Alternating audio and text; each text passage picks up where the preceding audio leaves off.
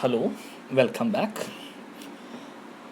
In our introduction, we have specified that sample is a part of the population. And now we shall discuss what are the methods of selecting such samples. The first method in sampling is called random sampling or probability sampling. And the samples are called random sample or probability sample. The selection of units in the sample from a population is governed by the law of chance or probability. Okay, in random sampling, the selection of samples is based on some probability laws or chance laws, and the probability of selection of a unit can be equal or unequal. That is, units may be selected with equal probabilities or unequal probabilities. And actually, the sampling, even though the sampling method is, the random sampling procedure is based on probability rules, we can have a formal definition of probability sampling or random sampling as in this definition. A probability sampling should have the following properties. We have stated 4 properties, and let us see the properties one by one. If a sampling procedure satisfies these 4 properties, then the resulting sample is called random sample or probability sample. And you see what are the conditions. Number 1, we are able to define a set of distinct samples S1, S2, etc., Sk from a population. That is, suppose you have a population of capital N units, and out of this capital N units, that is, out of the population of capital N units, you should be able to list a set of possible samples, and let it be S1, S2, etc., Sk. And these samples are capable of, or the procedure is capable of, the sampling procedure is capable of selecting these samples if applied to a particular population. Okay, അപ്പോൾ നിങ്ങളുടെ കയ്യിലൊരു sample, നിങ്ങളുടെ കയ്യിലൊരു population ഉണ്ട്. അതിൽ നിന്ന് നിങ്ങൾ select ചെയ്യാൻ പോകുന്ന സാമ്പിൾസിൻ്റെ ഒരു ലിസ്റ്റ് നിങ്ങൾക്ക് കൺസ്ട്രക്റ്റ് ചെയ്യാൻ കഴിയണം. കെ സാമ്പിൾസാണ് നിങ്ങൾ കൺസ്ട്രക്ട് ചെയ്യുന്നത്.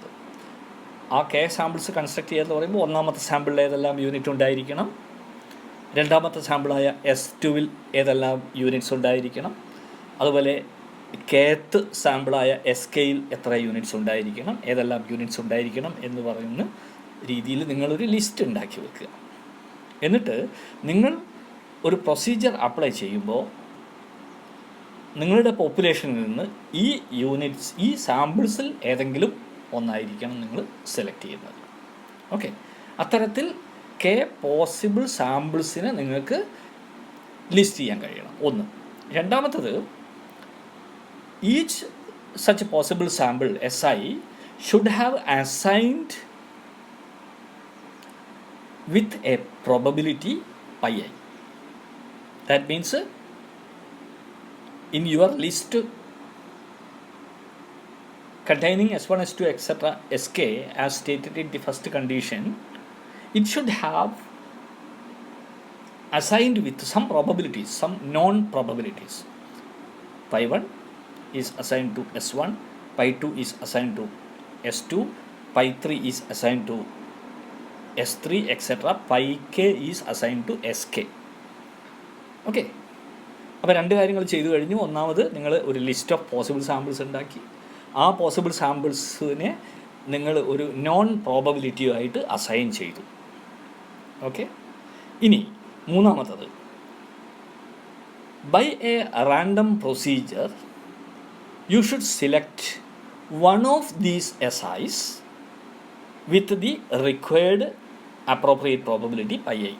അതായത് നിങ്ങളൊരു പ്രൊസീജിയർ അപ്ലൈ ചെയ്യുന്നു, ആ പ്രൊസീജിയറിൽ നിങ്ങൾക്ക് S1 സെലക്ട് ചെയ്യാൻ പറ്റണം with probability pi 1, S2 select ചെയ്യാൻ പറ്റണം with probability pi 2, etcetera SK select ചെയ്യാൻ പറ്റണം വിത്ത് പ്രോബബിലിറ്റി പൈ K. അത്തരം ഒരു പ്രൊസീജിയർ നിങ്ങൾക്ക് ഉണ്ടായിരിക്കണം. മൂന്നാമത്തത്. ഇനി നാലാമത്തെ കണ്ടീഷൻ എന്ന് പറയുന്നത് you should have a computation procedure to compute your estimate from your selected sample, which should have a unique value of the estimate. Okay, that means the method for computing an estimate from your sample must be stated. ഇപ്പം നിങ്ങൾ എടുക്കുന്ന പോപ്പുലേഷനിൽ നിന്ന് നിങ്ങളൊരു sample എടുക്കുന്നു, ആ സാമ്പിളുള്ള എല്ലാ യൂണിറ്റിൻ്റെയും sample മീനാണ് നിങ്ങൾ കമ്പ്യൂട്ട് ചെയ്യുന്നത്. ഓക്കെ, അപ്പോൾ S1 ആണ് നിങ്ങൾ സെലക്ട് ചെയ്യുന്നതെങ്കിൽ ആ സാമ്പിളിൻ്റെ സാമ്പിൾ മീൻ നിങ്ങൾക്ക് കമ്പ്യൂട്ട് ചെയ്യാൻ പറ്റും. S2 ആണ് സെലക്ട് ചെയ്യുന്നതെങ്കിൽ ആ സാമ്പിളിൻ്റെ സാമ്പിൾ മീൻ നിങ്ങൾക്ക് കമ്പ്യൂട്ട് ചെയ്യാൻ പറ്റും. അപ്പോൾ നിങ്ങൾക്ക് ഒരു കമ്പ്യൂട്ടേഷൻ മെത്തേഡ് എന്ന് പറയുന്നത് എന്താണ്? സാമ്പിൾ മീൻ എന്ന് പറയുന്നതാണ് നിങ്ങളുടെ കമ്പ്യൂട്ടേഷൻ. അപ്പോൾ നിങ്ങൾ കമ്പ്യൂട്ട് ചെയ്യുന്നത് സാമ്പിൾ മീനിനെയാണ്. ഈ സാമ്പിൾ മീനാണ് ഇവിടുത്തെ എസ്റ്റിമേറ്റ്. ഈ 4 കണ്ടീഷൻസും സാറ്റിസ്ഫൈ ചെയ്യുന്ന ഒരു പ്രൊസീജിയറിനെയാണ് നമ്മൾ പ്രോബബിലിറ്റി സാമ്പിളിംഗ് എന്ന് പറയുന്നത്. അപ്പോൾ പ്രോബബിലിറ്റി സാമ്പിളിങ്ങിൽ എന്തെല്ലാം ഉണ്ടായിരിക്കണം? ഒരു ലിസ്റ്റ് ഓഫ് പോസിബിൾ സാമ്പിൾസ് ഉണ്ടായിരിക്കണം. ആ ഓരോ സാമ്പിളിനും അസോസിയേറ്റ് ചെയ്യുന്ന ഒരു പ്രോബബിലിറ്റി ഉണ്ടായിരിക്കണം. അതായത് ഓരോ SIസും സെലക്ട് ചെയ്യാനുള്ള ഒരു പ്രോബബിലിറ്റി ഉണ്ടായിരിക്കണം. മൂന്നാമത് നിങ്ങൾക്കൊരു പ്രൊസീജിയർ ഉണ്ടായിരിക്കണം which is capable of, such a procedure is capable of selecting SI with probability pi I.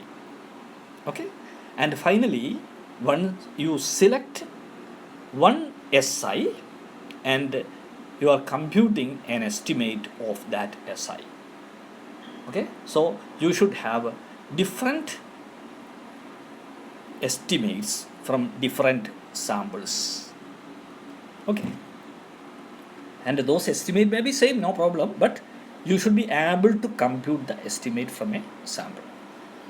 Okay, ഈ ഡെഫിനിഷൻ എന്ന് പറയുന്നത് കുറച്ച് ആബ്സ്ട്രാക്റ്റ് ആയിട്ടുള്ള ഡെഫിനിഷനാണ്. ഇത് നമുക്ക് ഇതിൻ്റെ ഒരു തിയററ്റിക്കൽ ഡെവലപ്മെൻറ്റിന് വേണ്ടിയിട്ട് ആണ് കൂടുതൽ യൂസ്ഫുൾ ആയിട്ടുള്ളത്. പക്ഷേ പ്രാക്ടിക്കലി സ്പീക്കിംഗ് നമ്മൾ ചെയ്യുന്നത് എന്താണ്? In practice the listing of all possible samples and selecting A sample from this list is not an easy procedure. It is actually a very laborious procedure. Instead, what we do is we specify the probability of inclusion for the individual units in the population and draw units one by one or in group until the sample of required size and type is constructed. അപ്പോൾ നമ്മൾ sampling യൂണിറ്റിന് probability assign ചെയ്തിട്ട് ആ probability വെച്ച് യൂണിറ്റിനെ നമ്മൾ draw ചെയ്യുന്നു until the required sample is obtained. അതാണ് പ്രാക്ടിക്കലായിട്ട് നമ്മൾ ചെയ്യുന്നത്. അല്ലാതെ പോസിബിൾ സാമ്പിൾസിൻ്റെ ലിസ്റ്റ് ഉണ്ടാക്കുക, അതിന് പ്രോബബിലിറ്റി അസൈൻ ചെയ്യുക തുടങ്ങിയ ടെക്നിക്കലായിട്ടുള്ള, ഈ ഡെഫിനിഷനിൽ പറയുന്ന ടെക്നിക്കലായിട്ടുള്ള കാര്യങ്ങൾ ചെയ്തിട്ട് നമുക്ക് സാമ്പിൾ എടുക്കാൻ പറ്റില്ല. മറിച്ച് നമ്മൾ യൂണിറ്റിന് പ്രോബബിലിറ്റി അസൈൻ ചെയ്തിട്ടാണ് സാമ്പിൾ എടുക്കുന്നത്. എന്തായാലും ഇവിടെ പ്രോബബിലിറ്റിക്ക് ഒരു പ്രത്യേക റോളുണ്ട്. അതുകൊണ്ട് ഈ സാമ്പിളിനെ നമ്മൾ പ്രോബബിലിറ്റി സാമ്പിൾ എന്നാണ് പറയുക. ഓക്കെ,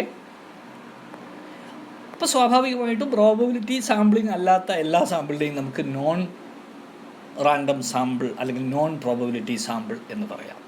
അതിനെ പർപ്പസീവ് സാമ്പിൾ എന്നും പറയും.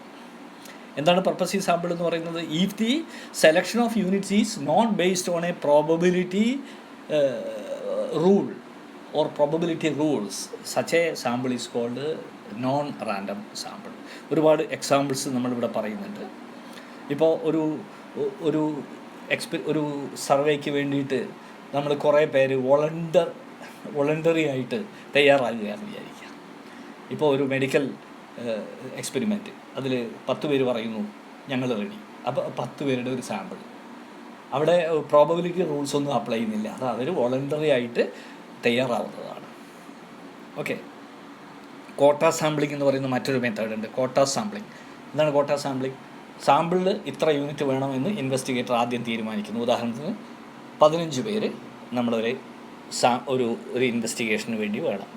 15 രോഗികളിൽ ഒരു ഡോക്ടർ ഒരു ഇൻവെസ്റ്റിഗേഷൻ നടത്തുന്നു. ആ ഡോക്ടറെ സംബന്ധിച്ചിടത്തോളം പ്രത്യേക ലക്ഷണങ്ങളുള്ള 10 പേഷ്യൻസിന് കിട്ടണം. അപ്പോൾ ഡോക്ടർ ഒരു കാർഡിയാക് സ്പെഷ്യലിസ്റ്റ് ആണെങ്കിൽ അദ്ദേഹത്തിൻ്റെ അടുത്ത് ഒരുപാട് കാർഡിയാക് പേഷ്യൻസ് വരും. പക്ഷേ അദ്ദേഹം പഠിക്കാൻ ഉദ്ദേശിക്കുന്ന ഒരു പ്രത്യേക ലക്ഷണമായിട്ട് വരുന്ന രോഗികളെയാണ്. അപ്പോൾ അത്തരം ലക്ഷണങ്ങളുമായിട്ട് വരുന്ന ആദ്യത്തെ 10 പേരെ അദ്ദേഹം റെക്കോർഡ് ചെയ്ത് വെക്കും. ആ 10 പേഷ്യൻസാണ് അദ്ദേഹത്തിൻ്റെ സാമ്പിൾ എന്ന് പറയുന്നത്. അവിടെ ആ കോട്ട കംപ്ലീറ്റ് ചെയ്യുന്നത് വരെയുള്ള സാമ്പിളാണ് അദ്ദേഹം എടുക്കുന്നത്. അതുകൊണ്ട് അത്തരം സാമ്പിളിനെയാണ് കോട്ട സാമ്പിളിംഗ് എന്ന് പറയുന്നത്. പല റിസർച്ചുകളിലും നമ്മൾ ഉപയോഗിക്കുന്ന ഒരു ടെക്നിക്കാണ് ഈ കോട്ട സാമ്പിളിംഗ് എന്ന് പറയുന്നത്. മറ്റൊരു സാമ്പിളിംഗ് എന്ന് പറയുന്നത് ഇവിടെ ഞാനിവിടെ കൊടുത്തിരിക്കുന്ന ഹബ്-ഹസാർഡ് സാമ്പിൾ എന്ന് പറയും. ഹബ്-ഹസാർഡ് സാമ്പിൾ എന്ന് പറയുന്നത് you are taking units to your sample from here and there. Without any probability consideration, you take some units at your interest or at your will. Okay, such samples are called haphazard samples. For example, suppose in a medical experiment, again in a medical experiment, suppose the investigator wants to take 10 rabbits, for example. And so naturally what he will do, the investigator will do, he will select 10 rabbits by taking from a huge cage. He put his hand on one rabbit and he take that rabbit out. Again into the cage he put his hand on another rabbit and he take that rabbit out of the cage, and he do this procedure until he get 10 or 15 rabbits. If the sample size is pre-decided as 15, he will take 15 rabbits. Without any precise planning, he is doing this procedure. Such sampling is called haphazard sampling. All the samplings, haphazard sampling, cotta sampling, and voluntary sampling, etc., are examples of non-random samples or purposive samples. And another procedure is there called snowball samples. What do you mean by a snowball sample? A snowball sample is a sample in such a way that you take one unit and you take the nearby units for your sample. For example, you want to take 10 persons for your investigation. You identify one person and you take 9 more persons around him. That means it is a group of individuals at his will. Such samples are called snowball samples. For many researchers, samples are taken in this non-random ways or non-probability ways. And these samples are not bad samples, but sometimes this may be good samples, but the theoretical development on such samples are not easy. But if you are taking a random sample, all the statistical rules based on probability theory can be applied. That is the convenience of taking random sample over non-random samples. Okay, next we discuss what are the advantages of sampling over complete enumeration. Definitely there will be some advantages regarding the time, expenditure, etc. Of course, the first one is the reduction of cost in the investigation. Reduced cost. That is a very important advantage. Because sampling involves, as you know, the collection of data on a smaller number of units in comparison to the complete enumeration. You are not taking you are not enumerating all the units in the population, but instead you take only a part of the population. So naturally the expense can be reduced. That is why we have a reduced cost. Okay. And second advantage is reduced speed, greater speed, that is reduced time. Greater speed, because for the same reason as in the first case, reduction of cost, the data can be collected and summarized more quickly with the sample than with a complete enumeration, because you are enumerating only a part of the population, so time can be reduced. This is the reduction of time or greater speed is a very important consideration when some informations are very urgently required. Okay, in that time you can conduct a sample survey instead of a complete enumeration survey or census. Okay, and the third one is greater scope and flexibility. Greater scope, why there are much scope for sample survey than census? A complete count is impracticable when the study requires highly trained personnel or specified equipment which is limited in its availability. ഒരുപാട് sophisticated ആയിട്ടുള്ള experiments, അതുപോലെ വളരെ well trained ആയിട്ടുള്ള ഇൻവെസ്റ്റിഗേറ്റേഴ്സൊക്കെ ആവശ്യമുള്ള ചില സർവേകൾ ഉണ്ടാവും. അതായത് ഡാറ്റ കളക്ഷൻ വളരെ വളരെ സങ്കീർണമായ, വളരെ കോംപ്ലക്സ് ആയ ഒരു ഡാറ്റ കളക്ഷൻ മെത്തേഡാണ് ഉപയോഗിക്കുന്നത്. മാത്രമല്ല അത്രയും സ്പെഷ്യലൈസ്ഡ് ആയിട്ടുള്ള എക്യുപ്മെൻറ്റ്സ് ഉപയോഗിക്കണം, അത്രയും ട്രെയിൻഡ് ആയിട്ടുള്ള പേഴ്സൺസ് ഈ സർവേ കളക്ഷനൊക്കെ ഡാറ്റ കളക്ഷനൊക്കെ ആവശ്യമായി വരുന്ന സമയത്ത് നമുക്ക് അത്തരം ഒരു കംപ്ലീറ്റ് എനുമറേഷൻ നടത്തുക എന്ന് പറയുന്നത് വളരെ ബുദ്ധിമുട്ടാണ്. വളരെ ബുദ്ധിമുട്ടെന്ന് പറഞ്ഞാൽ ഈ കോസ്റ്റ് കൂടുന്നതെന്ന് മാത്രമല്ല, അത്രയും കൂടുതൽ ആളുകളെ, അത്രയും കൂടുതൽ ട്രെയിൻഡ് ആയിട്ടുള്ള ആളുകളെയോ അത്രയും സൊഫിസ്റ്റിക് ആയിട്ടുള്ള ഈ എക്യുപ്മെൻറ്റ്സ് ഒന്നും അവൈലബിൾ ആയിക്കൊള്ളണമെന്നില്ല. അപ്പം നമുക്ക് ഒരു കംപ്ലീറ്റ് എന്യൂമറേഷൻ പോസിബിളേ അല്ല, പ്രാക്ടിക്കലേ അല്ല. അപ്പോൾ അവിടെ ആകെ നമുക്ക് ചെയ്യാവുന്നത് എന്താണ്? സാമ്പിൾ സർവേ ആണ്. സോ അവിടെ ഈ സാമ്പിൾ സർവേക്ക് മാത്രമേ സ്കോപ്പുള്ളൂ, സെൻസസിന് സ്കോപ്പില്ല. Okay, so the only way with the investigation way of the investigator sampling. That is why we say that the sample survey have more scope and flexibility. Then greater accuracy is because when the volume of work is reduced, personnel of higher quality can be employed and given intensive training for the investigators. Okay, അപ്പോൾ work reduce ചെയ്യുമ്പോൾ നമ്മൾ ഒരു നിശ്ചിത cost, നമ്മളൊരു budget തീരുമാനിച്ചു കഴിഞ്ഞാൽ അതിന് ഒരു എന്താ പറയുക, ഒരു സെൻസസ് നടത്തുന്നതിനേക്കാൾ നല്ലത് ഒരു സാമ്പിൾ സർവേ നടത്തുന്നതായിരിക്കും. കാരണം സാമ്പിൾ സർവേ നടത്തുമ്പോൾ അത് വളരെ പ്രിസൈസ് ആയിട്ടുള്ള ട്രെയിനിങ്ങൊക്കെ കൊടുത്ത് വളരെ കൃത്യമായ ധാരണയോടുകൂടി തന്നെ നടത്താൻ പറ്റും. അപ്പോൾ അതിൽ നിന്ന് കിട്ടുന്ന റിസൾട്ടും ആക്യുറേറ്റ് ആയിരിക്കും. Okay, more careful supervision of the field work and processing the result become feasible. So a sample survey may produce more accurate result than in census. Okay, then greater feasibility is very important. Why?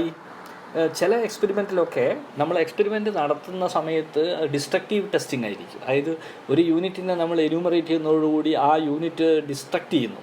ഇപ്പോൾ electric ബൾബ്സിൻ്റെ ഒരു life length നമുക്ക് compute ചെയ്യണമെങ്കിൽ നമ്മൾ ഓരോ electric bulb എടുത്തിട്ട് അത് എത്ര കാലം ഫ്യൂസ് ആവാതെ വർക്ക് ചെയ്യുന്നു നോക്കണം, ഫ്യൂസ് ആവുന്നത് വരെയുള്ള സമയം നിരീക്ഷിക്കണം.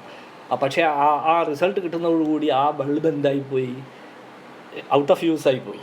അപ്പോൾ അതുകൊണ്ട് അത്തരം ടെസ്റ്റുകളെയാണ് ഡിസ്ട്രക്റ്റീവ് ടെസ്റ്റ് എന്ന് പറയുന്നത്.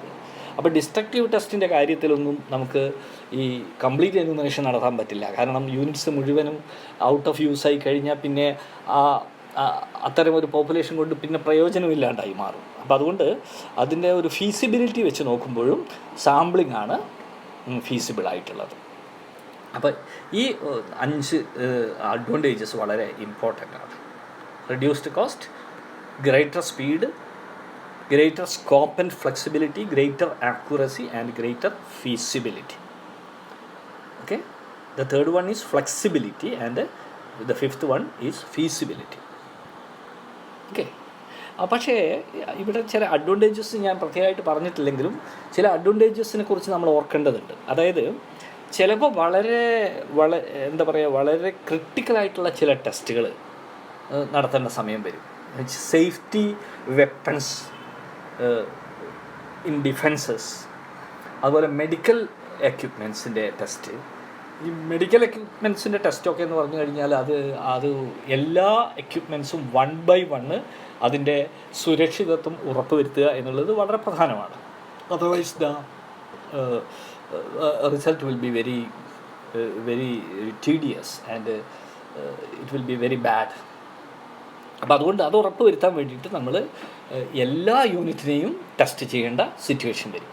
അപ്പോൾ പിന്നെ സാമ്പിൾ സർവേ നടത്തിയാൽ പോരാ, കംപ്ലീറ്റ് എന്യൂമറേഷൻ ടെസ്റ്റ് തന്നെ നടത്തണം. അത്തരം സമയത്ത് നമ്മൾ സെൻസസിലേക്കാണ് പോവുക. ഇപ്പോൾ 10 കൊല്ലം കൂടുമ്പോൾ ഇന്ത്യയിൽ ഒരു സെൻസസ് നടക്കുന്നുണ്ട്, അവിടെ സാമ്പിൾ സർവേ ചെയ്താൽ പോരെ? അങ്ങനെയാണെങ്കിൽ അത് പോരാ. കാരണം പല സാമ്പിൾ സർവേസും അതിനിടയ്ക്ക് നടത്തുന്നുണ്ടെങ്കിൽ പോലും 10 വർഷം കൂടുമ്പോൾ എല്ലാ പൗരന്മാരുടെയും വിവരങ്ങൾ ശേഖരിക്കുക എന്നുള്ള ഒരു പ്രൊസീജിയർ അത് വളരെ ക്രിട്ടിക്കലാണ് ഒരു രാജ്യത്തിനെ സംബന്ധിച്ചിടത്തോളം. അതുകൊണ്ടാണ് അവരവിടെ സെൻസസ് നടത്തുന്നത്, സർവേക്ക് പകരം സെൻസസ് നടത്തുന്നത്. എന്നാൽ ഒരു സെൻസസ് കഴിഞ്ഞ് അടുത്ത 10 വർഷം കഴിഞ്ഞിട്ടാണ് അടുത്ത സെൻസസ് നടത്തുന്നത്. അതിനിടയിൽ എല്ലാ കാര്യങ്ങൾക്കും വേണ്ടിയിട്ട് സെൻസസ് നടത്തുന്നില്ല. കാര്യം അത് വളരെ എക്സ്പെൻസീവാണ്. സെൻസസ് എന്ന് പറയുന്നത് വളരെ എക്സ്പെൻസീവാണ്. അതുകൊണ്ട് ഇടക്കാലത്തൊക്കെ നമുക്ക് സാമ്പിൾ സർവീസാണ് നടത്തുക. പക്ഷേ 10 വർഷം കൂടുമ്പോൾ കൃത്യമായിട്ട് നമ്മൾ സെൻസസ് നടത്തുന്നുണ്ട്. ഓക്കെ, ഇനി ഈ ഒരു ലെക്ചറിൻ്റെ അവസാനമായിട്ട് ഒരു സർവേ കണ്ടക്റ്റ് ചെയ്യുമ്പോൾ, ഈ സർവേ കണ്ടക്റ്റ് ചെയ്യുക എന്നൊക്കെ നമുക്ക് വാക്കാൽ പറഞ്ഞു പോകാൻ എളുപ്പമാണ്. പക്ഷേ ഒരു സർവേ കണ്ടക്റ്റ് ചെയ്യുക എന്ന് പറഞ്ഞാൽ അതിന് വളരെ കൃത്യമായ ഒരു മെത്തഡോളജി ഉണ്ട്. അതിന് അനുവർത്തിക്കേണ്ട കുറേ ഘട്ടങ്ങളുണ്ട്. വെറുതെ ഒരു സർവേ നടത്തി ഒരു ക്വസ്റ്റ്യനെയർ ഉണ്ടാക്കിയിട്ട് നേരെ പോപ്പുലേഷനിലേക്ക് അങ്ങ് ഇറങ്ങിയിട്ട്, അല്ലെങ്കിൽ സാമ്പിൾ ഐഡൻറ്റിഫൈ ചെയ്തതിന് ശേഷം ആ സാമ്പിളിംഗ് യൂണിറ്റിലേക്ക് ഇറങ്ങിയിട്ട് ഡാറ്റ കളക്ട് ചെയ്താൽ പോരാ. എന്തിനാണ് ഈ സർവേ നടത്തുന്നത് എന്ന് തുടങ്ങി അവസാനം ഇതിൻ്റെ റിസൾട്ട് പബ്ലിഷ് ചെയ്യുന്നത് വരെ ഈ ഔട്ട്കം, ഇതിൻ്റെ ഈ മൊത്തം സാമ്പിൾ സർവേയുടെ ഒരു ഔട്ട്കം ഉണ്ടല്ലോ, അതായത് പോപ്പുലേഷനെ കുറിച്ചുള്ള വളരെ വ്യക്തമായ ചില നിഗമനങ്ങളാണല്ലോ ഇതിൻ്റെ ഫൈനൽ ഔട്ട്കം എന്ന് പറയുന്നത്.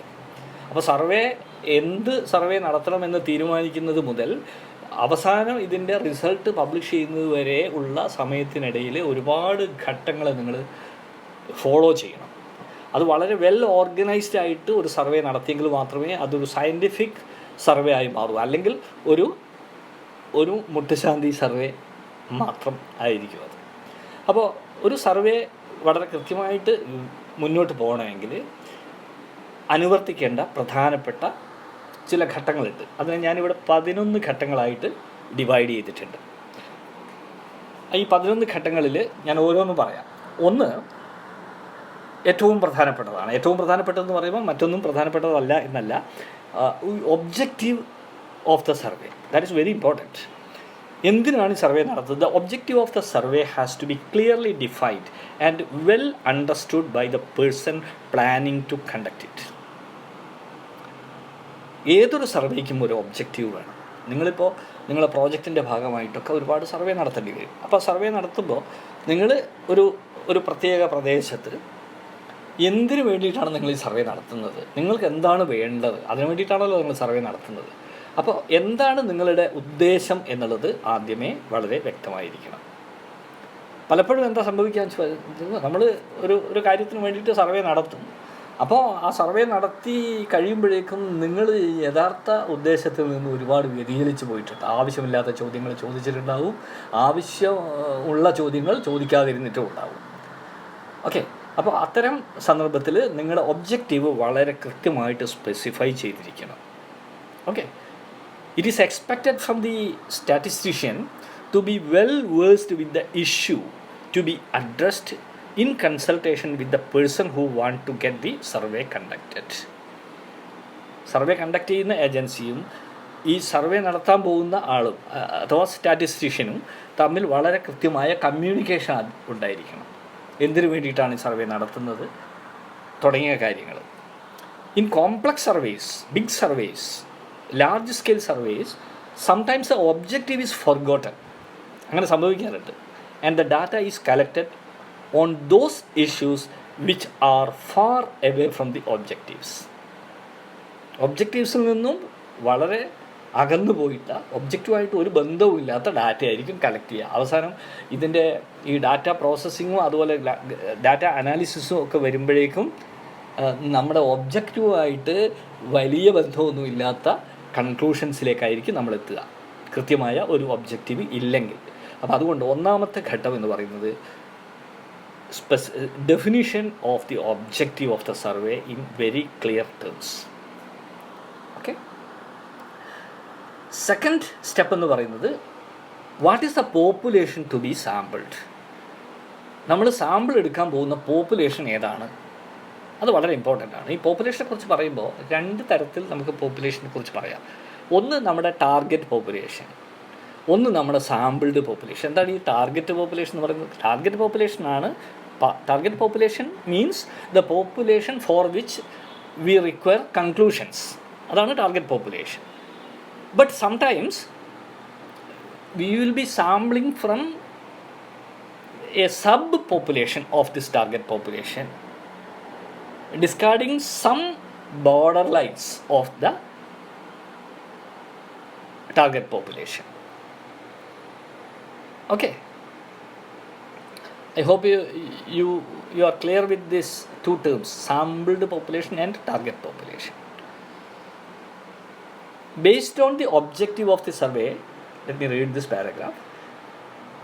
Based on the objective of the survey, decide the population from which the information can be obtained. For example, population of farmers is to be sampled for an agricultural survey, whereas the population of patients has to be sampled for determining the medical facilities in a hospital. That is very clear.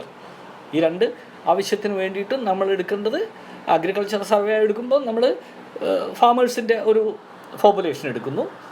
അതേസമയത്ത് പേഷ്യൻസിനെ ആണ് നമ്മൾ sample ചെയ്യാൻ പോകുന്നതെങ്കിൽ ആ medical facilities, ഹോസ്പിറ്റലിലെ medical ഫെസിലിറ്റീസിൽ നിന്ന് പേഷ്യൻസിനെ സെലക്ട് ചെയ്യുന്നു. പക്ഷേ ഇത് രണ്ടും ചെയ്യുന്ന സമയത്ത് the population to be sampled should coincide with the population about which the information is wanted. Information നമുക്കിപ്പോൾ ഫാമേഴ്സിൻ്റെ പോപ്പുലേഷൻ എന്നാണ് നമുക്കൊരു ഡാറ്റ കളക്ട് ചെയ്യേണ്ടത്, അല്ലെങ്കിൽ ഫാമേഴ്സിൻ്റെ പോപ്പുലേഷനെ കുറിച്ചാണ് നമുക്ക് ഇൻഫർമേഷൻ കിട്ടേണ്ടത് എങ്കിൽ ആ ഫാമേഴ്സിൻ്റെ പോപ്പുലേഷൻ കംപ്ലീറ്റ് ആയിട്ട് നമ്മൾ എടുത്തിരിക്കണം.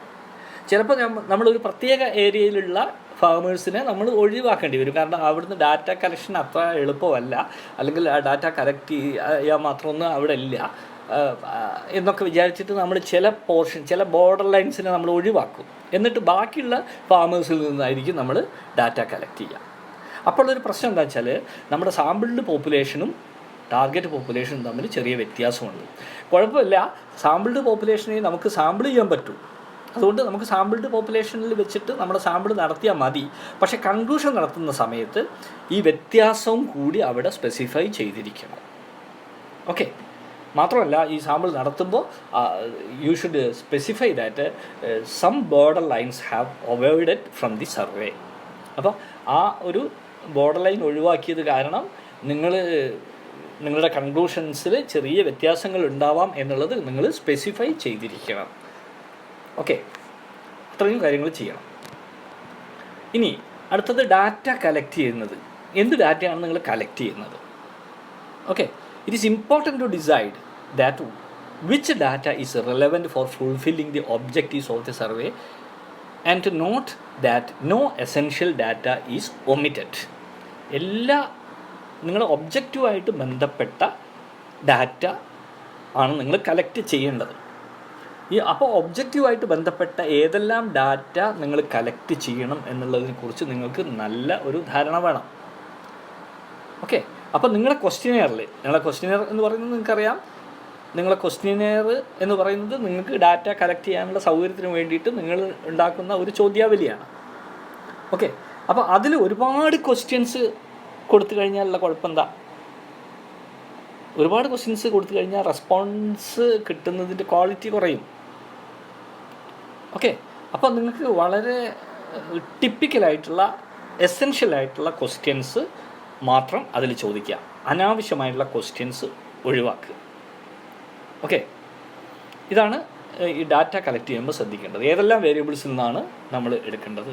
അവരുടെ വയസ്സ്, അവരുടെ ജെൻഡർ, അവരുടെ പിന്നെ മറ്റ് സോഷ്യോ ഇക്കണോമിക് ബാക്ക്ഗ്രൗണ്ട്, ഇതൊക്കെ എടുക്കുന്ന സമയത്ത് നിങ്ങൾ ഒബ്ജക്റ്റീവിനെ കോപ്പപ്പ് ചെയ്യുന്ന ഡാറ്റ മാത്രം കളക്ട് ചെയ്യുക, അല്ലാത്ത വേരിയബിൾസിനെയൊക്കെ ഒഴിവാക്കുക.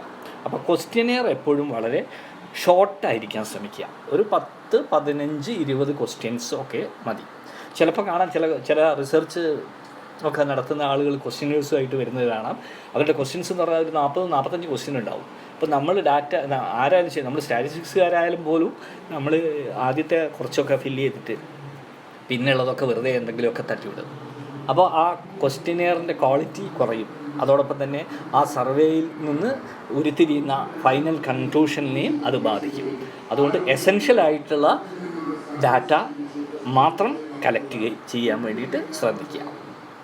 മറ്റൊരു സ്റ്റെപ്പ് എന്ന് പറയുന്നത് the degree of precision required. നിങ്ങളുടെ ഫൈനൽ റിസൾട്ട്, സർവേ നടത്തി കിട്ടുന്ന റിസൾട്ട് എത്രമാത്രം പ്രിസൈസ് ആയിരിക്കണം എന്നുള്ളത് നിങ്ങൾ ആദ്യം തീരുമാനിക്കണം. കാരണം പ്രസിഷൻ, ഒരുപാട് precision means it is something related to accuracy. Okay. അപ്പോൾ നിങ്ങൾക്ക് ആവശ്യമുള്ള ഡിഗ്രി ഓഫ് പ്രിസിഷൻ നിങ്ങൾ മുൻകൂട്ടി അറിഞ്ഞിരിക്കുക. കാരണം ഹൈലി പ്രിസൈസ് ആയിട്ടുള്ള ഒരു ഡാറ്റ, ഒരു ഇൻഫർമേഷനാണ് നിങ്ങൾക്ക് വേണ്ടതെങ്കിൽ, വളരെ അക്യുറേറ്റ് ആയിട്ടുള്ള റിസൾട്ടാണ് വേണ്ടതെങ്കിൽ തീർച്ചയായിട്ടും നിങ്ങളുടെ സാമ്പിൾ സൈസൊക്കെ വളരെ വലുതാക്കേണ്ടി വരും. ഓക്കെ. മാത്രമല്ല the importance regarding the precision should be communicated to the survey people, surveyors and statisticians. അതും നിങ്ങൾ തീരുമാനിക്കണം. ആദ്യമേ നിങ്ങളുടെ സർവേയിലെ റിസൾട്ടിൽ എത്രമാത്രം അക്യുറസി അല്ലെങ്കിൽ പ്രിസിഷൻ ആവശ്യമാണ് എന്നുള്ളത് മുൻകൂട്ടി തീരുമാനിക്കണം. അടുത്തത് നിങ്ങളുടെ മെത്തേഡ് ഓഫ് മെഷർമെൻ്റ് ആണ്.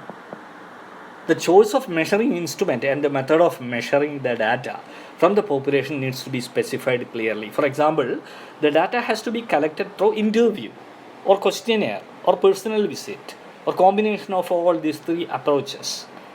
You should decide first the method of measurement. അത് നിങ്ങളുടെ ഒരു ഗൂഗിൾ ഫോം റെസ്പോണ്ടൻസിന് അയച്ചു കൊടുത്താൽ മതിയോ? അതല്ല അവർ നേരിട്ട് തന്നെ പോയിട്ട് ക്വസ്റ്റ്യനർ കൊടുത്ത് അവരുടെ നിന്ന് ഫില്ല് ചെയ്ത് വാങ്ങണമോ? അതല്ല ഒരു ഷെഡ്യൂൾ മതിയോ? ഷെഡ്യൂളും ക്വസ്റ്റ്യനറും തമ്മിലുള്ള വ്യത്യാസം നിങ്ങൾക്കറിയാമെന്ന് വിചാരിക്കുന്നു. ക്വസ്റ്റ്യനർ എന്ന് പറയുന്നത് നിങ്ങൾ ഉണ്ടാക്കുന്ന ഒരു ലിസ്റ്റ് ഓഫ് ക്വസ്റ്റ്യൻസ് ആണ്. അത് അവർക്ക് കൊടുത്തിട്ട് അവരതിൽ ടിക്ക് ചെയ്തിട്ട് നിങ്ങൾക്ക് തിരിച്ചു തരുന്നു. അതാണ് ക്വസ്റ്റ്യനർ. എന്നാൽ ഷെഡ്യൂൾ എന്ന് പറയുന്നത് ക്വസ്റ്റ്യനർ പോലെ തന്നെ അത് അവരെ കയ്യിൽ കൊടുക്കുന്നില്ല. ഒരു ക്വസ്റ്റ്യനർ ഉണ്ടാവും, അത് നിങ്ങളുടെ കയ്യിലായിരിക്കും ഉണ്ടാകുക. നിങ്ങൾ അവരോട് ചോദിച്ചിട്ട് നിങ്ങളുടെ കയ്യിലുള്ള ക്വസ്റ്റ്യനറിൽ, അതായത് ഷെഡ്യൂളിൽ നിങ്ങളത് മാർക്ക് ചെയ്യും. അപ്പോൾ ഈ 2 മെത്തേഡും ഉണ്ട്. ഓക്കെ. അതുപോലെ പേഴ്സണൽ ഇൻ്റർവ്യൂ, നിങ്ങൾ അവരുടെ അടുത്ത് പോയിട്ട് ഡാറ്റ കളക്ട് ചെയ്യുന്നു. അതല്ലെങ്കിൽ നിങ്ങൾ പോസ്റ്റലായിട്ട് അവർക്ക് ഈ ക്വസ്റ്റ്യൻ അയച്ചു കൊടുക്കുന്നു. അങ്ങനെ ഒരുപാട് പലതരത്തിലുള്ള മെത്തേഡ്സ് ഉണ്ട്. ടെലഫോൺ ഇൻ്റർവ്യൂ ചെയ്യാം, അവരോട് ചോദിക്കാം, കാര്യങ്ങൾ ചോദിച്ചിട്ട് നിങ്ങൾക്ക് വേണമെങ്കിൽ സർവേ നടത്താം. അപ്പം നിങ്ങൾ ഏത് മെത്തേഡാണ് അപ്ലൈ ചെയ്യേണ്ടത് എന്നുള്ളത് തീരുമാനിക്കണം. അതാണ് 5ാമത്തെ സ്റ്റെപ്പ് എന്ന് പറയുന്നത്. 6ാമത്തെ സ്റ്റെപ്പ് ഒരു സാമ്പിളിംഗ് ഫ്രെയിം ഉണ്ടായിരിക്കണം. കാരണം ഞാൻ നേരത്തെ പറഞ്ഞു, സാമ്പിളിംഗ് ഫ്രെയിം എന്ന് പറയുന്നത് ലിസ്റ്റ് ഓഫ് സാമ്പിളിംഗ് യൂണിറ്റ്സ് ആണ്. ഓക്കെ. പേഴ്സൺസിൽ നിന്നാണ് നിങ്ങൾക്ക് ഡാറ്റ കളക്ട് ചെയ്യുന്നതെങ്കിൽ പേഴ്സൺസിൻ്റെ ഒരു ലിസ്റ്റാണ് വേണ്ടത്. അതേസമയത്ത് വീടുകളിൽ നിന്നാണ് ഡാറ്റ കളക്ട് ചെയ്യേണ്ടതെങ്കിൽ നിങ്ങൾക്ക് വീടുകളുടെ ഒരു ലിസ്റ്റാണ് വേണ്ടത്. ഒരു വീട്ടിൽ നിന്ന് നിങ്ങൾക്ക് ഒരു ഡാറ്റ കിട്ടണം. അത് അവിടുത്തെ ഗൃഹനാഥൻ, ഹെഡ് ഓഫ് ദി ഹൗസ്, അയാളുമായിട്ട് സംസാരിച്ചിട്ട് ആണ് നിങ്ങൾ ഡാറ്റ കളക്ട് ചെയ്യുന്നതെങ്കിൽ നിങ്ങൾക്ക് അയാളുടെ ഒരു ലിസ്റ്റ്, ആ ഹെഡ് ഓഫ് ദി ഹൗസിൻ്റെ ലിസ്റ്റ് അല്ലെങ്കിൽ ഒരു ഹൗസസിൻ്റെ ലിസ്റ്റ് നിങ്ങൾക്ക് ഉണ്ടായാൽ മതി. ഓക്കെ. ഇനി നിങ്ങൾ ഒരു അഗ്രികൾച്ചർ സർവേ ആണ് നടത്തുന്നതെങ്കിൽ പ്ലോട്ട്സിൻ്റെ ഒരു ലിസ്റ്റാണ് നിങ്ങൾക്ക് വേണ്ടത്. അപ്പോൾ പ്ലോട്ട്സിൻ്റെ ലിസ്റ്റാണ് അവിടെ സാമ്പിളിംഗ് ഫ്രെയിം എന്ന് പറയും. ഞാൻ നേരത്തെ പറഞ്ഞതാണ് എന്താണ് സാമ്പിളിംഗ് ഫ്രെയിം എന്നുള്ളത്. ഓക്കെ. സോ ചില സർവേ നടത്തുമ്പോൾ, ചില നീഡ് ബേസ്ഡ് സർവേ നടത്തുന്ന സമയത്ത് അവിടെ വെച്ച് നിങ്ങൾ ഒരു സാമ്പിളിംഗ് ഫ്രെയിം കൺസ്ട്രക്ട് ചെയ്യേണ്ടി വരും. ചിലപ്പോൾ ഓൾറെഡി കൺസ്ട്രക്ട് ചെയ്തിരിക്കുന്ന ഒരു സാമ്പിളിംഗ് ഫ്രെയിം നിങ്ങൾക്ക് ഉപയോഗിക്കാം. അതല്ലെങ്കിൽ നിങ്ങൾ ഈ സർവേക്ക് വേണ്ടിയിട്ട് ഒരു സാമ്പിളിംഗ് ഫ്രെയിം കൺസ്ട്രക്ട് ചെയ്യേണ്ടി വരും. ഓക്കെ. അപ്പോൾ അതിലേതാണ് വേണ്ടത് എന്നുള്ളതൊക്കെ തീരുമാനിക്കുക. അപ്പോൾ സാമ്പിളിംഗ് ഫ്രെയിമിനെ കുറിച്ച് കൃത്യമായ ഒരു തീരുമാനം ഉണ്ടാവണം. അടുത്തത് ഈ സെലക്ഷൻ ഓഫ് സാമ്പിളാണ്. സെലക്ഷൻ ഓഫ് സാമ്പിൾ എന്ന് പറയുമ്പോൾ നിങ്ങളുടെ പോപ്പുലേഷൻ വളരെ വലിയൊരു പോപ്പുലേഷൻ ആയിരിക്കാം. അപ്പോൾ അതിൽ നിന്ന് നിങ്ങൾ എങ്ങനെയാണ് ഈ സാമ്പിൾ സെലക്ട് ചെയ്യാൻ പോകുന്നത്? ഒരു 10% നിന്ന് മതിയോ?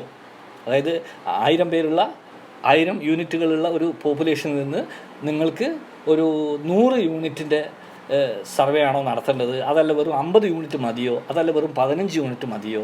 അതല്ല 200 യൂണിറ്റ് വേണമോ എന്നൊക്കെ നിങ്ങൾ തീരുമാനിക്കണം. ഈ സാമ്പിൾ സൈസിനെ കുറിച്ച് നിങ്ങൾക്ക് കൃത്യമായ ഒരു ധാരണ ഉണ്ടായിരിക്കണം. ഒരു 10% സാമ്പിളിംഗ് ആണ് നടത്തുന്നത്, അല്ലെങ്കിൽ ഒരു 20% സാമ്പിളിംഗ് ആണ് നടത്തുന്നത്, അതല്ലെങ്കിൽ ഒരു 4% സാമ്പിളിംഗ് ആണ് നടത്തുന്നത് എന്നുള്ള തരത്തിൽ നിങ്ങൾക്ക് ഒരു ധാരണ ഉണ്ടായിരിക്കണം. The size of the sample needs to be specified for the given sampling plan. Okay. This will help in determining and comparing the relative cost and time of different sampling plans. The method and plan adopted for drawing a representative sample should also be detailed. Okay. ഈ കാര്യങ്ങളൊക്കെ നിങ്ങൾ ചെയ്തിരിക്കണം. ഇനി 8ാമത്തെ ഒരു step എന്ന് പറയുന്നത്, യഥാർത്ഥ survey നടത്തുന്നതിന് മുമ്പ് നിങ്ങൾ ഒരു പ്രീ സർവേ അഥവാ പ്രീ ടെസ്റ്റ് നടത്തുക. ആ പ്രീ ടെസ്റ്റിന് മറ്റൊരു പേരുണ്ട്, പൈലറ്റ് സർവേ. അതായത് യഥാർത്ഥ സർവേ, നിങ്ങൾ ക്വസ്റ്റ്യനറൊക്കെ പ്രിപ്പയർ ചെയ്ത് കഴിഞ്ഞു, ഒബ്ജക്റ്റീവ് ഒക്കെ തീരുമാനിച്ചു, മെത്തേഡ് എന്താണെന്ന് തീരുമാനിച്ചു, നിങ്ങളുടെ സാമ്പിൾ സൈസ് എത്രയായിരിക്കണം എന്നൊക്കെ നിങ്ങൾ തീരുമാനിച്ചു. ഓക്കെ, ക്വസ്റ്റ്യനെ പ്രിപ്പയർ ചെയ്ത് കഴിഞ്ഞു. അപ്പോൾ നിങ്ങൾക്ക് യഥാർത്ഥ ഫീൽഡിലേക്ക് ഇറങ്ങിയിട്ട് നിങ്ങൾ ഡാറ്റ കളക്ഷന് വേണ്ടി നിങ്ങൾ തയ്യാറായി കഴിഞ്ഞു. അങ്ങനെ തയ്യാറായി കഴിഞ്ഞാൽ നേരെ ഡാറ്റ കളക്ഷൻ നടത്തുന്നതിന് പകരം നിങ്ങൾ ഉണ്ടാക്കി വെച്ചിരിക്കുന്ന ക്വസ്റ്റ്യനെയർ അല്ലെങ്കിൽ ഷെഡ്യൂൾ ഉപയോഗിച്ച് ഒരു സ്മോൾ സ്കെയിൽ സർവേ നടത്തുക. അതായത് നിങ്ങൾ ഒരു 1000 പേരിൽ നിന്നാണ് ഡാറ്റ കളക്ട് ചെയ്യാൻ ഉദ്ദേശിക്കുന്നത്. ഓക്കെ, തീരുമാനിച്ചു കഴിഞ്ഞു. പക്ഷേ നിങ്ങൾ എന്ത് ചെയ്യുക, ഒരു 10 പേരിൽ നിന്ന് അല്ലെങ്കിൽ ഒരു 20 പേരിൽ നിന്ന് ഒരു ഡാറ്റ കളക്ഷൻ നടത്തുക. ഇതെന്തിനു വേണ്ടിയിട്ടാണ് ചെയ്യുന്നതെന്ന് ചോദിച്ചു കഴിഞ്ഞാൽ, നിങ്ങളുടെ ആക്ച്വൽ സർവേക്ക് വേണ്ടിയിട്ട് നിങ്ങൾ തയ്യാറെടുക്കുമ്പോൾ അല്ലെങ്കിൽ ആക്ച്വൽ സർവേ നടത്തുമ്പോൾ ചിലപ്പോൾ നിങ്ങൾക്ക് ചില പ്രശ്നങ്ങളെ നിങ്ങൾ അഭിമുഖീകരിച്ചു എന്ന് വരാം. ഒരു പക്ഷേ നിങ്ങളുടെ ക്വസ്റ്റ്യനെയറിൽ ഒരു ക്വസ്റ്റ്യൻ റിപ്പീറ്റ് ചെയ്തിട്ടുണ്ടാവാം. റിപ്പീറ്റ് എന്ന് വെച്ചാൽ ഒറ്റ നോട്ടത്തിൽ അത് റിപ്പീറ്റേഷൻ ആണെന്ന് നിങ്ങൾക്ക് തോന്നിയിട്ടില്ല. പക്ഷേ നിങ്ങൾ ഡാറ്റ കളക്ട് ചെയ്ത് വരുമ്പോഴാണ് നിങ്ങൾക്ക് തോന്നുന്നത് ഈ 2 ചോദ്യം ആവശ്യമില്ല, ഇതിലൊരു ചോദ്യം മതി. ഓക്കെ. അതല്ലെങ്കിൽ നിങ്ങളുടെ ക്വസ്റ്റ്യനിലുള്ള 7ാമത്തെ ക്വസ്റ്റ്യൻ ഒരു പ്രത്യേക വാചകം അതിൽ കൊടുത്തിരിക്കുന്നു. പക്ഷേ അത് കേട്ട് ആ ചോദ്യം കണ്ടു കഴിഞ്ഞാൽ ഇതിൻ്റെ ഉത്തരം എങ്ങനെ എഴുതണം, എന്താണ് ഇവർ ഉദ്ദേശിക്കുന്നത്, ഈ ചോദ്യകർത്താവ് ഉദ്ദേശിക്കുന്ന ഇത് എന്താണ് എന്ന് റെസ്പോണ്ടൻറ്റിന്, അതായത് നിങ്ങൾക്ക് ഡാറ്റ തരേണ്ട ആളുണ്ടല്ലോ, സാമ്പിളിംഗ് യൂണിറ്റ്, അദ്ദേഹത്തിന് ഇത് മനസ്സിലാവുന്നില്ല എന്താണ് ഉദ്ദേശിച്ചത് എന്നുള്ളത്. അപ്പോൾ അത്തരം ചില ഡിഫിക്കൽട്ടീസ് നിങ്ങളുടെ സർവേയിൽ വരാൻ സാധ്യതയുണ്ട്. അപ്പോൾ അത് മുൻകൂട്ടി നിങ്ങൾക്ക് മനസ്സിലാക്കാൻ വേണ്ടിയിട്ടാണ് ഒരു സ്മോൾ സ്കെയിൽ സർവേ നടത്തുന്നത്. ഈ സ്മോൾ സ്കെയിൽ സർവേ നടത്തി കഴിയുമ്പോഴേക്കും നിങ്ങൾക്ക് മനസ്സിലാവും ഫീൽഡിൽ നിങ്ങൾ യഥാർത്ഥ സർവേ നടത്താൻ പോകുമ്പോൾ നിങ്ങൾക്ക് ഫീൽഡിൽ അഭിമുഖീകരിക്കാൻ പോകുന്ന പ്രശ്നങ്ങൾ എന്താണെന്ന് ഈ സ്മോൾ സ്കെയിൽ സർവേയിലൂടെ നിങ്ങൾക്ക് മനസ്സിലാക്കാം. അപ്പോൾ യഥാർത്ഥ സർവേക്ക് പോകുന്നതിന് മുമ്പ് അവിടെ ചില കറക്ഷൻസ്, ചില വ്യത്യാസങ്ങളൊക്കെ നിങ്ങൾക്ക് വരുത്താൻ പറ്റും. ക്വസ്റ്റ്യനിൽ നിന്ന് ഒരു ക്വസ്റ്റ്യൻ കട്ട് ചെയ്യാൻ പറ്റും, ഒരു ക്വസ്റ്റ്യൻ എഡിറ്റ് ചെയ്യാൻ പറ്റും.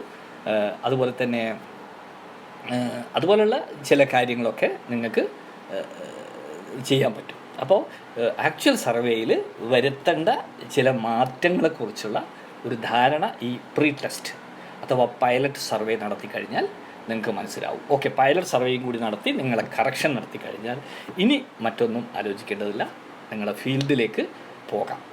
ഫീൽഡിലേക്ക് പോകുന്ന ഫീൽഡ് ഓർഗനൈസേഷൻ വളരെ പ്രധാനമാണ്. അതാണ് 9ാമത്തെ സ്റ്റെപ്പ് പറയുന്നത്. How to conduct the survey, how to handle business administrative issues. നിങ്ങൾ സർവേ ഓർഗനൈസ് ചെയ്യുമ്പോൾ പല ഇഷ്യൂസും ഉണ്ടാവും. ഇപ്പോൾ സർവേ നടത്തുന്ന ഏജൻസി ഒരു 50ഓളം ഇൻവെസ്റ്റിഗേറ്റേഴ്സിനെ ഫീൽഡിലേക്ക് വിട്ട് കഴിഞ്ഞാൽ ഓരോ ദിവസവും അവർ ഫീൽഡിൽ സർവേ നടത്തിയിട്ട് കിട്ടിയ റിസൾട്ട് ഒന്ന് ഓർഗനൈസ് ചെയ്യണം. അപ്പോൾ അതിനൊരു ഓഫീസൊക്കെ നിങ്ങൾക്ക് വേണം. ആ സർവേ നടത്തുന്ന ഓഫീസിൽ വെച്ചിട്ട് നിങ്ങൾ അതാത് ദിവസം നടത്തിയിരിക്കുന്ന സർവേയുടെ ക്വസ്റ്റ്യനേഴ്സ് ആണെങ്കിൽ ക്വസ്റ്റ്യനേഴ്സൊക്കെ അവിടെ സബ്മിറ്റ് ചെയ്യുക. എന്നിട്ട് അതിന് അവിടെ അവർക്ക് വീണ്ടും ചില ഫോളോ അപ്പ് ട്രെയിനിങ് വേണമെങ്കിൽ അത് കൊടുക്കുക. അതുപോലെ തന്നെ ചില നോൺ റെസ്പോൺസസ് ഉണ്ടാവും. ചില ആളുകൾ ചില ചോദ്യങ്ങൾക്ക് ഉത്തരം പറയുന്നത് തെറ്റായ ഉത്തരങ്ങൾ നൽകാൻ സാധ്യതയുണ്ട്. ചിലരെ എടുത്ത് നിങ്ങൾ പോകുമ്പോൾ അവരവിടെ ഉണ്ടാവില്ല. ചില ഡാറ്റ അവർക്ക് അറിയില്ല. അങ്ങനെ ഉണ്ടാവുന്ന പല ഇഷ്യൂസും ഉണ്ട്. അത്തരം ഇഷ്യൂസൊക്കെ എങ്ങനെ ടാക്കിൾ ചെയ്യണം എന്നുള്ളത് നിങ്ങൾ ആദ്യത്തെ സർവേ നടത്തിയ ദിവസം തന്നെ നിങ്ങൾ അവിടെ അഭിമുഖീകരിച്ചിരിക്കുന്ന ഇഷ്യൂസിനെ കുറിച്ച്, ഈ അഡ്മിനിസ്ട്രേറ്റീവ് ഇഷ്യൂസിനെ കുറിച്ച് ചർച്ച ചെയ്തിട്ട് അടുത്ത ദിവസം അതെങ്ങനെ പരിഹരിക്കാം എന്നൊക്കെ തീരുമാനിച്ചിട്ട് വേണം രണ്ടാമത്തെ ദിവസം നിങ്ങൾ സർവേക്ക് പോകാൻ. അപ്പോൾ ഈ ഫീൽഡ് ഓർഗനൈസേഷൻ എന്ന് പറയുന്നത് വളരെ പ്രധാനപ്പെട്ട ഒരു കാര്യമാണ്. ഓക്കെ, അപ്പോൾ ഇതൊക്കെ കഴിഞ്ഞാൽ നിങ്ങളെ സർവേ അവസാനിച്ചു കഴിഞ്ഞു. ഇനി നിങ്ങൾ 10-15 ദിവസം കൊണ്ട് നിങ്ങളെ സർവേ കഴിഞ്ഞു. അപ്പം നിങ്ങൾ എടുത്ത് ഡാറ്റ കംപ്ലീറ്റ് എത്തിക്കഴിഞ്ഞു. ഇനി അടുത്തത് ആ ഡാറ്റ സമ്മറൈസ് ചെയ്യുക, അനലൈസ് ചെയ്യുക എന്നുള്ളതാണ്. ഡാറ്റ സമ്മറൈസ് ചെയ്യുക എന്ന് പറഞ്ഞു കഴിഞ്ഞാൽ പല പ്രശ്നങ്ങളും ഉണ്ട്. അവിടെ ഡാറ്റ ക്ലിയർ ചെയ്യേണ്ടി വരും. മിസ്സിങ് ഡാറ്റ, ഒരു പ്രത്യേക ചോദ്യത്തിനെക്കുറിച്ച് മിസ്സിങ് ഡാറ്റ ഉണ്ടെങ്കിൽ ആ ഡാറ്റ ചിലപ്പോൾ ആ ക്വസ്റ്റ്യൻ നിങ്ങൾ ഒഴിവാക്കേണ്ടി വരും. പക്ഷേ ഒഴിവാക്കുക എന്ന് പറഞ്ഞാൽ വളരെ ക്രൂഷ്യലായിട്ടുള്ള ഒരു ഡാറ്റയാണതെങ്കിൽ അത് നമുക്കങ്ങനെ ഒഴിവാക്കാൻ പറ്റില്ല. അപ്പം അതെങ്ങനെ ഡീല് ചെയ്യണം, നോൺ റെസ്പോൺസ് എറേഴ്സ് അല്ലെങ്കിൽ നോൺ റെസ്പോൺസസിനെ എങ്ങനെ ഡീൽ ചെയ്യണം, അതുപോലെ മിസ്സിങ് ഡാറ്റയെ എങ്ങനെ ഡീൽ ചെയ്യണം തുടങ്ങിയ കാര്യങ്ങളെല്ലാം കൂടി നിങ്ങൾ സമ്മറൈസ് ചെയ്ത് അവസാനം കിട്ടിയ ഡാറ്റ നിങ്ങൾ അനലൈസ് ചെയ്യുന്നു. ഈ ഡാറ്റ ഇത് സമ്മറൈസ് ചെയ്യാൻ വേണ്ടിയിട്ട് ഒരുപക്ഷെ നിങ്ങൾ എക്സൽ ഷീറ്റായിരിക്കും ഉപയോഗിക്കുന്നത്. ഒരുപക്ഷെ ആ എക്സൽ ഷീറ്റ് ഉപയോഗിച്ച് നിങ്ങൾ SPSS ഡാറ്റ അനാലിസിസ് നടത്തുന്നത്. അപ്പോൾ സോഫ്റ്റ്വെയർ ഒക്കെ അപ്ലൈ ചെയ്യുന്നുണ്ടാവും അവിടെ. സ്റ്റാറ്റിസ്റ്റിക്കൽ ഡാറ്റ അനാലിസിസിൽ ഒരുപാട് statistical techniques, tools and techniques apply ചെയ്യുന്നുണ്ടാവും. ഇതെല്ലാം കൂടി കഴിഞ്ഞ് നിങ്ങളുടെ data analysis is over and you are ready to give the conclusions of the population. അപ്പോൾ സർവേ അവസാനിച്ച് കഴിഞ്ഞു. അപ്പോൾ അത് പബ്ലിഷ് ചെയ്യുക. അതാണ് 10ാമത്തെ സ്റ്റെപ്പ്. സമ്മറൈസ് ചെയ്യുക, അനലൈസ് ചെയ്യുക, അതുപോലെ ആ ഡാറ്റ പ്രസിദ്ധീകരിക്കുക. ഇത്രയും കാര്യങ്ങൾ നിങ്ങൾ 10ാമത്തെ സ്റ്റെപ്പ് ചെയ്യുന്നു. അത് ചെയ്യുന്നതോടൊപ്പം തന്നെ നിങ്ങൾ ചെയ്യേണ്ട മറ്റൊരു സ്റ്റെപ്പാണ് information gained for future surveys. അതായത് സർവേ എന്ന് പറയുന്നത് ഒരു തുടർച്ചയാണ്. ആ തുടർച്ച എന്ന് പറയുമ്പോൾ ഇന്ന് നിങ്ങളൊരു പോപ്പുലേഷനിൽ ഒരു സർവേ നടത്തി കഴിഞ്ഞാൽ ഇതുപോലുള്ള അല്ലെങ്കിൽ ഇതേ സർവേ നിങ്ങൾ ഇതേ പോപ്പുലേഷനിൽ പിന്നീട് ചെയ്യും. അപ്പോൾ ആ പിന്നീട് ചെയ്യുമ്പോൾ നിങ്ങൾ ആദ്യം നടത്തിയ സർവേയിൽ നിങ്ങൾക്ക് കിട്ടിയ ഇൻഫർമേഷൻസ് അല്ലെങ്കിൽ നിങ്ങൾ അവിടെ അഭിമുഖീകരിച്ച അഡ്മിനിസ്ട്രേറ്റീവ് പ്രോബ്ലംസ് ഒക്കെ വളരെ പ്രധാനമാണ്. അപ്പോൾ അതൊക്കെ റെക്കോർഡ് ചെയ്ത് വെച്ച് കഴിഞ്ഞാൽ അടുത്ത സർവേക്ക് അത് ഉപകരിക്കും. So you have to you have to record the information gained from your survey for future surveys. ഇത്രയും കാര്യങ്ങളാണ് ഏതൊരു സർവേ നടത്തുമ്പോഴും, സാമ്പിൾ സർവേ നടത്തുമ്പോഴും നമ്മൾ പാലിക്കേണ്ടത്. ഒബ്ജക്റ്റീവ് ഡിഫൈൻ ചെയ്യുന്നത് മുതൽ ഡാറ്റ അനാലിസിസ് നടത്തി പോപ്പുലേഷനെ കുറിച്ചുള്ള നിങ്ങളുടെ കൺക്ലൂഷൻ അവതരിപ്പിക്കുകയും അതോടൊപ്പം തന്നെ ഭാവിയിലേക്കുള്ള ചില അറിവുകൾ നിങ്ങൾ സൂക്ഷിച്ചു വെക്കുകയും ചെയ്യുന്നതോടെ നിങ്ങളുടെ സർവേ അവസാനിക്കുന്നു. ഇതാണ് ഏതൊരു പ്രാക്ടിക്കൽ സർവേയിലും നമ്മൾ അനുവർത്തിക്കുന്ന മാർഗങ്ങൾ. വളരെ ഇമ്പോർട്ടൻ്റ് ആണ്. നിങ്ങളുടെ പരീക്ഷയ്ക്ക് പോലും അത് വളരെ പ്രധാനപ്പെട്ടതാണ്. ഈ ഒരു ഇൻട്രൊഡക്ടറി ചാപ്റ്ററിൽ നിന്ന് പലപ്പോഴും ആവർത്തിച്ച് ചോദിക്കുന്ന ചില ചോദ്യങ്ങളിൽ ഒന്നാണ് ഇത്. The principal steps required for A sample survey. അപ്പോൾ ഇത്രയും കാര്യങ്ങൾ നിങ്ങൾ വളരെ ഇമ്പോർട്ടൻ്റ് ആയിട്ട് ശ്രദ്ധിക്കണം. ഇതിൻ്റെ അവസാന ഭാഗം എന്നുള്ള നിലയ്ക്ക് മറ്റൊരു വീഡിയോ ഞാൻ അടുത്ത് തന്നെ പോസ്റ്റ് ചെയ്യാം. Okay, thank you.